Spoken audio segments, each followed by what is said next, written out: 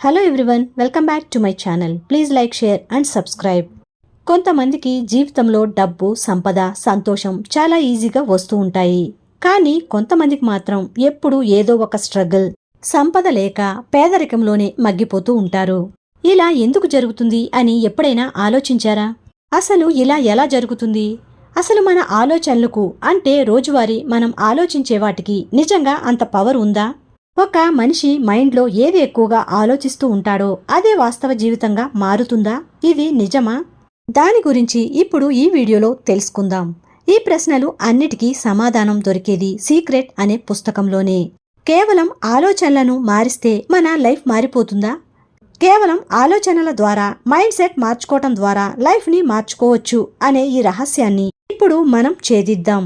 Secret book అంతా కూడా ఒకే ఒక సిద్ధాంతం చుట్టూ తిరుగుతూ ఉంటుంది. అది ఏమిటో తెలుసా? Law of attraction. అదే ఆకర్షణ సిద్ధాంతం. సింపుల్ గా చెప్పాలి అంటే లైక్ అట్రాక్ట్స్ లైక్. మనం ఎక్కువగా దేని గురించి ఆలోచిస్తామో మనం ఎలాంటి ఎనర్జీని బయటకు పంపిస్తామో సరిగ్గా అలాంటి ఎనర్జీనే మనం అట్రాక్ట్ చేస్తాం.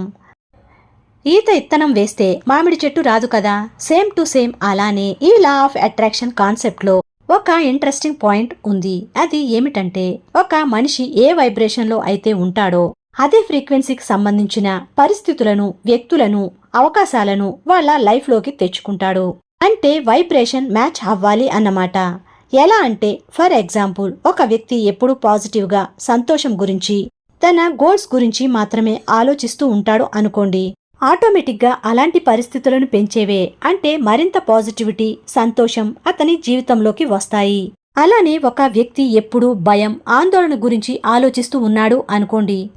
ఆ భయాన్ని నిజం చేసే సిచ్యుయేషన్స్, మరింత ప్రెజర్ని తెచ్చే పరిస్థితులు, మనుషులే మీ జీవితంలోకి వస్తారు. అంటే మనం దేనికైతే భయపడతామో అదే జరుగుతుంది. ఇది నిజం. మీరు ఎప్పుడైతే సమృద్ధి, సంతోషం అంటే అబండెన్స్ మీదకి మీ ఆలోచనలు మళ్లిస్తే అటువైపుగా మీ దారులు తెరుచుకోవటం ప్రారంభిస్తాయి. అలాగే లేము గురించి ఆలోచిస్తే ఉన్న దారులు కూడా మోసుకుపోయి మీ జీవితంలో ఎప్పుడూ లేమే ఎదురవుతూ ఉంటుంది. ఇది అంతా చూస్తే మీకు ఏమనిపిస్తుంది? మన మైండ్ ఒక ఫిల్టర్ లాగా పనిచేస్తుంది అని. ఎలా అంటే మన చుట్టూ రోజు వేలాది విషయాలు జరుగుతూ ఉంటాయి. కానీ మనం దేని మీదైతే ఫోకస్ పెడతామో అవి మనకు హైలైట్ అయ్యి కనిపిస్తాయి. దీనికి ఒక ఎగ్జాంపుల్ చెప్తాను చూడండి. నేనే ఒక ఎగ్జాంపుల్ అనుకోండి. నేను BMW కార్ కొనాలి అనుకున్నాను. అది కూడా నేవీ బ్లూ కలర్ది. నేను అప్పటి వరకు కార్ను చూశాను, కానీ అది వైట్ కలర్లోనే చూశాను. నేను ఎప్పుడైతే అలా ఆలోచించానో తరువాత నుంచి నాకు 3 to 4 టైమ్స్ సేమ్ అదే కలర్ BMW కార్ నా పక్కనే వెళ్లడం కనిపించింది.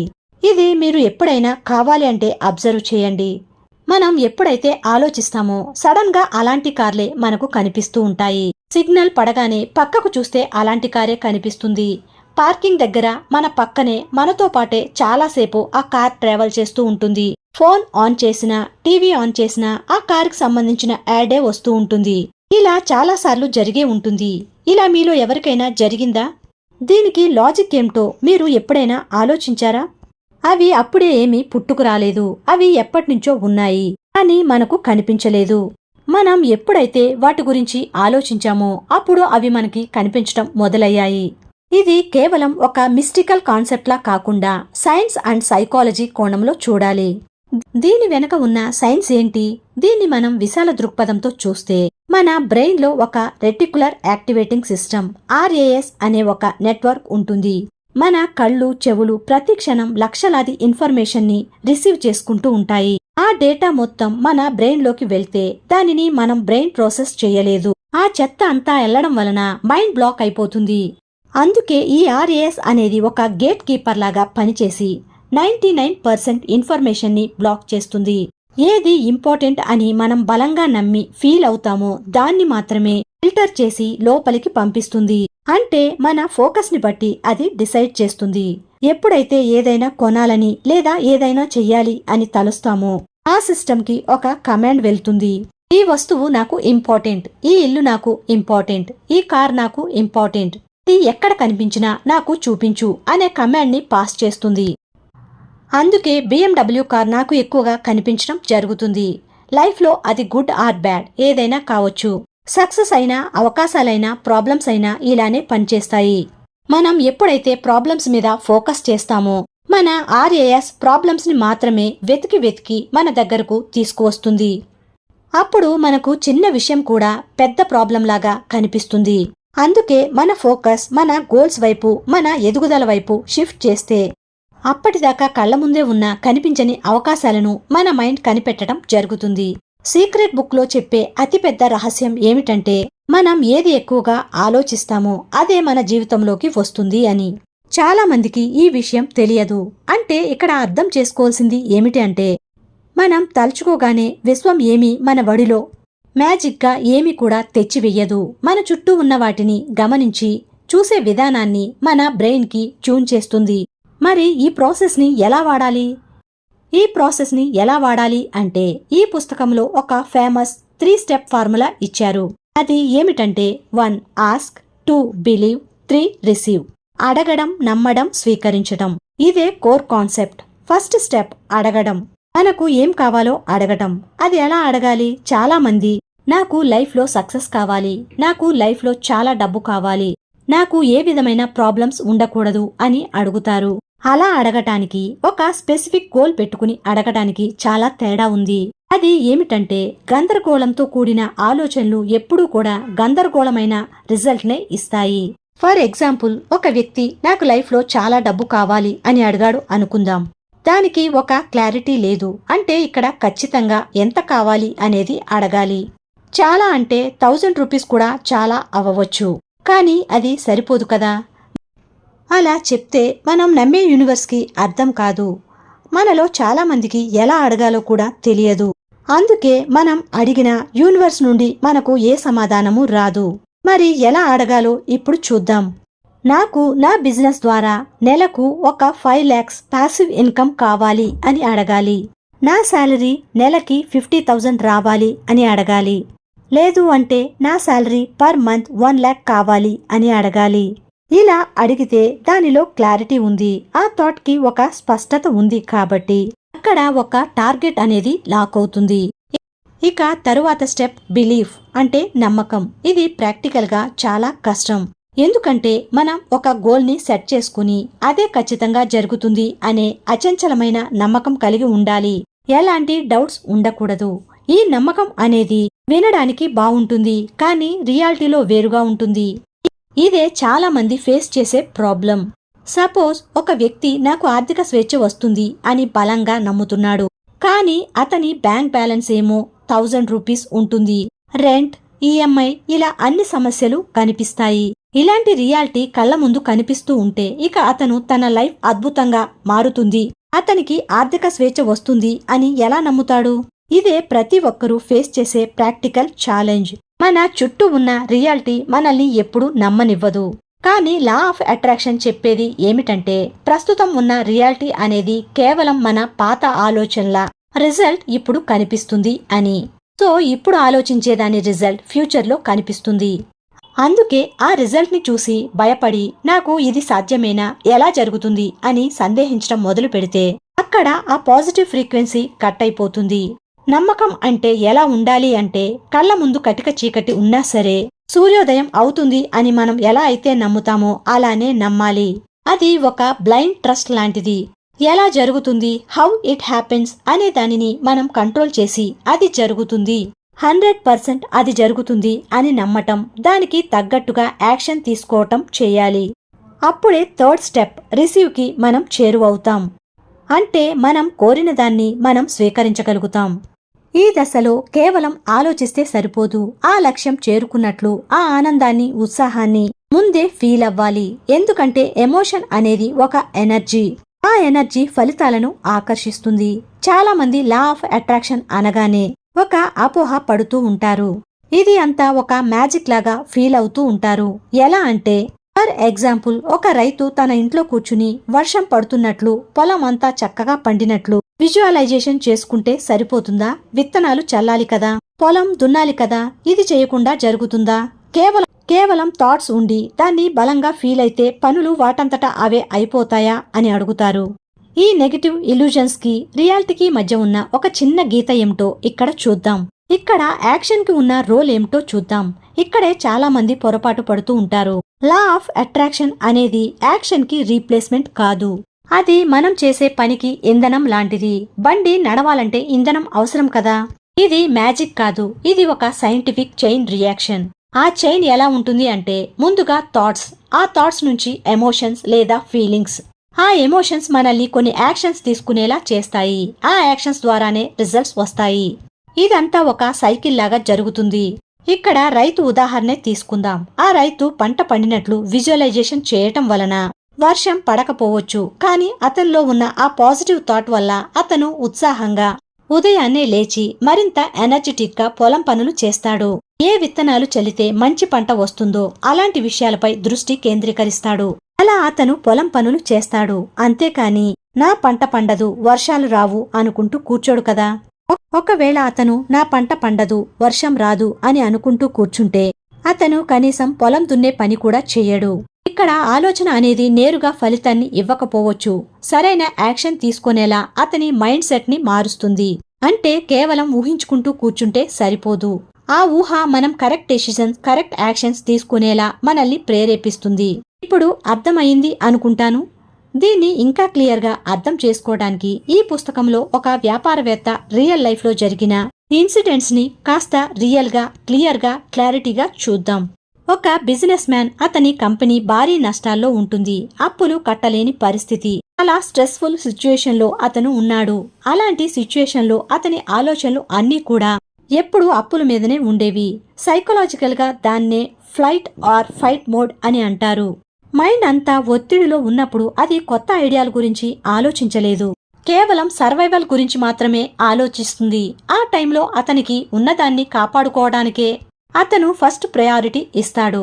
దాంతో అతను మరింత గందరగోళమైన నిర్ణయాలు తీసుకుని బిజినెస్ ని ఇంకా దెబ్బతీసుకుంటాడు. సరిగ్గా ఇదే సమయంలో అతనికి లా ఆఫ్ అట్రాక్షన్ గురించి తెలిసింది. లా ఆఫ్ అట్రాక్షన్ ని అప్లై చేయడానికి తన థాట్ ప్రాసెస్ ని పూర్తిగా మార్చాడు. అప్పుల గురించి కాకుండా తన కంపెనీ తిరిగి సక్సెస్ అయినట్లు, కస్టమర్స్ తో డీలింగ్స్ చేస్తున్నట్లు విజువలైజేషన్ చేయడం స్టార్ట్ చేశాడు. తన చుట్టూ ప్రాబ్లమ్స్ ఉన్నా కూడా అతను ఎండ్ రిజల్ట్ మీద ఫోకస్ పెట్టాడు. దాని వలన అతనిలో ఎలాంటి మార్పు వచ్చింది అంటే, ఎప్పుడైతే అతను సక్సెస్ ని విజువలైజేషన్ చేశాడో అతని బ్రెయిన్ ఆ సర్వైవల్ మోడ్ నుంచి బయటకు వచ్చి ప్రశాంతమైన క్రియేటివ్ స్టేట్ లోకి వెళ్ళింది. దాంతో మార్కెట్లో అప్పటిదాకా అతను గమనించని ఎన్నో కొత్త విషయాలు అతనికి కనిపించాయి. భయం పోవడం వలన కొత్త ఐడియాస్ వచ్చాయి. భయం ఎప్పుడైతే పోయిందో అతనిలో కాన్ఫిడెన్స్ వచ్చింది. కాన్ఫిడెన్స్ రావడం వలన కొత్త ఇన్వెస్టర్స్ దగ్గరకు వెళ్లి చాలా స్ట్రాంగ్ గా అతని బిజినెస్ గురించి ఎక్స్ప్లెయిన్ చేయటం మొదలుపెట్టాడు. దాంతో కొత్త వారికి అతనిపై నమ్మకం కుదిరింది. అలా అతను తన బిజినెస్ ని సేవ్ చేసుకోగలిగాడు. అంతేకాదు దాన్ని మళ్లీ సక్సెస్ చేసుకోగలిగాడు. ఇక్కడ అతనికి యూనివర్స్ వచ్చి చెక్ రాసి ఇవ్వలేదు. అతని ఆలోచన విధానాన్ని ఎప్పుడైతే అతను మార్చుకున్నాడో అతని నిర్ణయాలు మారాయి. ఆ నిర్ణయాలు ఫలితాలను మార్చాయి. రిసీవ్ కి సరైన మీనింగ్ ఇదే. మనం ఒక గోల్ ని సెట్ చేసినప్పుడు అది ఇప్పటికే సాధించినట్లు ఆ ఫీలింగ్ ని వర్తమానంలో చూపించాలి. ఆ ఎమోషనల్ ఎనర్జీతోనే మనం పనులు చేయాలి. ఇలా మన మైండ్ సెట్ ని ఎప్పుడైతే షిఫ్ట్ చేయగలుగుతామో విజయం సాధించటం కష్టమేమీ కాదు. కానీ ఇక్కడే చాలా మందికి ఒక డౌట్ వస్తుంది. ఒక సాధారణ వ్యక్తి దీనిని తన ఉరుకుల పరుగుల జీవితంలో ఎలా అప్లై చేయగలుగుతాడు?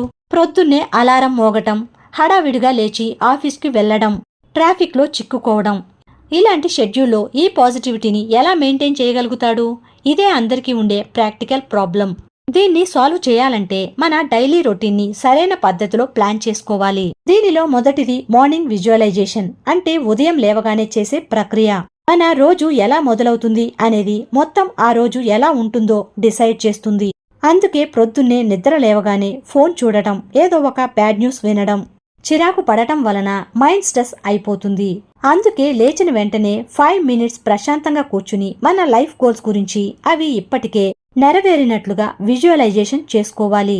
అంటే మన మనసులో ఒక మెంటల్ మూవీని క్రియేట్ చేసుకోవాలి. ఎగ్జాంపుల్ కార్ గురించే అనుకోండి. ఆ కార్లో మనం వెళ్తున్నట్లు, ఆ కార్ కొన్నామని చెప్పి అందరికీ స్వీట్స్ పంచుతున్నట్లు ఇలా ఇమాజిన్ చేసుకోవాలి. ఆ 5 మినిట్స్ ఇచ్చే ఎనర్జీ ఆ రోజు మొత్తానికి సరిపోతుంది. ఎందుకంటే మార్నింగ్ ఫీల్ గుడ్ ఫ్యాక్టర్ అనేది చాలా చాలా ఇంపార్టెంట్ కనుక. సరే, ప్రొద్దున్నే బాగానే ఊహించుకుని వెళ్తాం. కానీ మధ్యాహ్నం ఏదో ఒకటి జరుగుతుంది. మీకు ఇవ్వవలసిన క్లయింట్ డబ్బులు ఇవ్వడు. ఆఫీసులో బాస్ తిడతాడు. అలా మీ ఎనర్జీ అంతా కూడా డ్రాప్ అయిపోతుంది. అలాంటప్పుడు ఏం చేయాలి అంటే గ్రాటిట్యూడ్ అనేది ఇక్కడ ఒక వెపన్ లాగా పనిచేస్తుంది.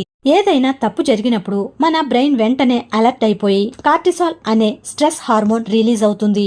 అప్పుడు మనకు అన్నీ నెగటివ్ గానే కనిపిస్తాయి.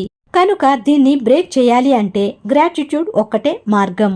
దీనిని న్యూరోసైన్స్ కూడా యాక్సెప్ట్ చేస్తుంది. మన లైఫ్లో జరిగిన మంచి విషయాల గురించి ఆలోచించినప్పుడు మన బ్రెయిన్లో డోపమిన్ అనే హార్మోన్ రిలీజ్ అవుతుంది. అది స్ట్రెస్ ని తగ్గిస్తుంది. ఏదో బ్లైండ్ గా థ్యాంక్ యూ అనుకోవడం కాదు. ఒక పుస్తకం పెన్ తీసుకుని ప్రస్తుతం మనకు జరిగిన 10 మంచి విషయాల గురించి రాస్తూ కృతజ్ఞత చెప్పండి.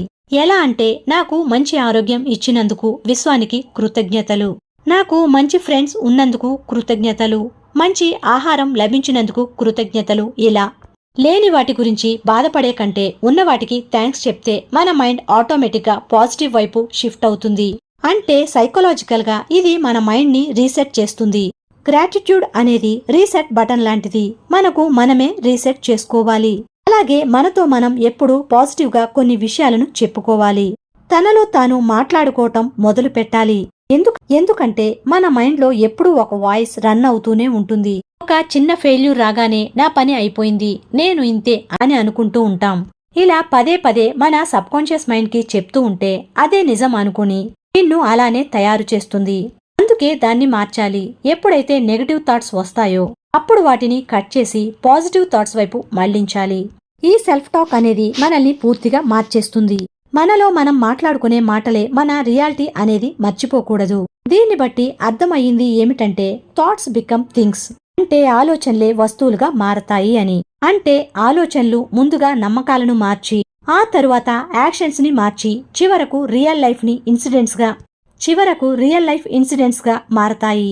Wear focus goes energy flows. అంటే దృష్టి ఎక్కడైతే ఉంటే శక్తి అక్కడే ప్రవహిస్తుంది అని. ఫైనల్ గా తెలిసేది ఏమిటి అంటే gratitude is the key for abundance అని. సమస్యలు వచ్చినప్పుడు మన బ్రెయిన్ ని స్ట్రెస్ మోడ్ నుంచి బయటకు తెచ్చే ఒక తాళం చెవే గ్రాటిట్యూడ్. ఇవన్నీ విన్నాక ఒక విషయం అయితే చాలా క్లియర్ గా అర్థమవుతుంది. అది ఏమిటంటే మన భవిష్యత్తు అనేది ఎక్కడో బయట లేదు, డ్రాలోనో లాటరీలోనో లేదు. అది ఖచ్చితంగా మన మైండ్ లోనే ఉంది. అందుకే ఒక వ్యక్తి ఎప్పుడు లేమి భయం గురించి ఆలోచిస్తే అతని భవిష్యత్తు కూడా అలానే ఉంటుంది. అలా కాకుండా ఒక వ్యక్తి తన దృష్టిని వృద్ధి వైపు, సక్సెస్ వైపు మళ్లిస్తే ఫలితాలు కూడా అలానే ఉంటాయి. ఒక సాధారణ వ్యక్తి తన మైండ్ ని కంట్రోల్ చేసుకుని పాజిటివ్ గా ఆలోచించటం ద్వారా తన జీవిత రియాలిటీని మార్చుకోగలిగినప్పుడు ఇక ఆ మనిషి జీవితం ఎందుకు నిస్సారంగా మారుతుంది? కనుక మన భావాలే మన భాగ్యాలు అని అర్థమవుతుంది కదా. యద్భావం తద్భవతి. నువ్వు ఏదైతే తలుస్తావో అదే అవుతావు అని శ్రీకృష్ణుడు ఇలా చెప్పాడు కదా. ఇవన్నీ తెలిసి కూడా మనం అమలు చెయ్యం కనుక మనం ఫెయిల్ అవుతూ ఉన్నాం. అమలు చేసిన వాళ్ళంతా సక్సెస్ అవుతున్నారు, అంతే తేడా. ప్రకృతి అందరికీ సమానంగా ఉన్నప్పుడు లేనివారు ఉన్నవారు అని తేడా ఎక్కడి నుంచి వస్తుంది? మరి ఆలోచనలు బట్టే వస్తుంది అనేది క్లియర్ గా అర్థమవుతుంది. So change your thoughts to change your life అనే దాన్ని ఫాలో అవ్వండి. నెక్స్ట్ వీడియోతో మళ్ళీ కలుద్దాం. Thank you for watching. Please like, share and subscribe.